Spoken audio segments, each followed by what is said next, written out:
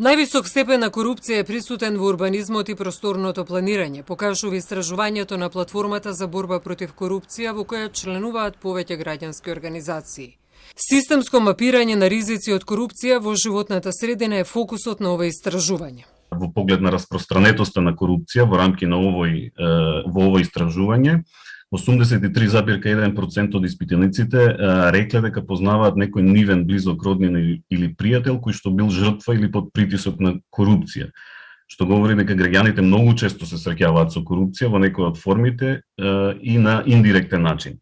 А што се однесува до тој подиректниот начин, односно корупцијски притисок, тоа може да се види од последниот извештај за процена на корупцијата на МЦМС, кој што исто така е доста висок и изнесува некаде околу 73%.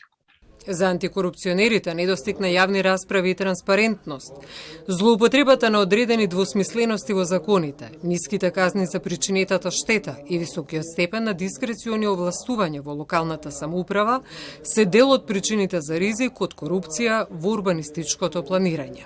Постои недоволна транспарентност и недефинираност на постапките за изработка и донесување на урбанистичките планови. Дополнително, голем ризик е и недоволната ангажираност на инспекцијските служби и потребата од јакнење на нивните капацитети, како на централно, така и на локално ниво. Ризикот од корупција во урбанистичкото планирање директно влијае и врз животната средина. Веќе долги години алармираме и сме свесни за проблемот кој настанува поради тоа што нема усогласеност на ваквите политики.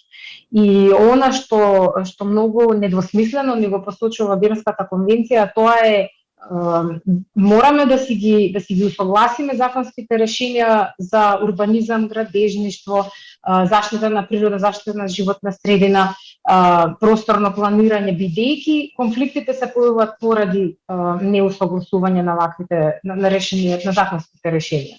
Законот за урбанистичко планирање е еден од оние кои претрпеле голем број измени низ годините. Последната измена е минатата година, а повторно е предложен нов закон за кој стручњаците сметаат дека треба да се темели на регулатива која нема да ги загрозува принципите на владење на правото и урбанистичкото планирање.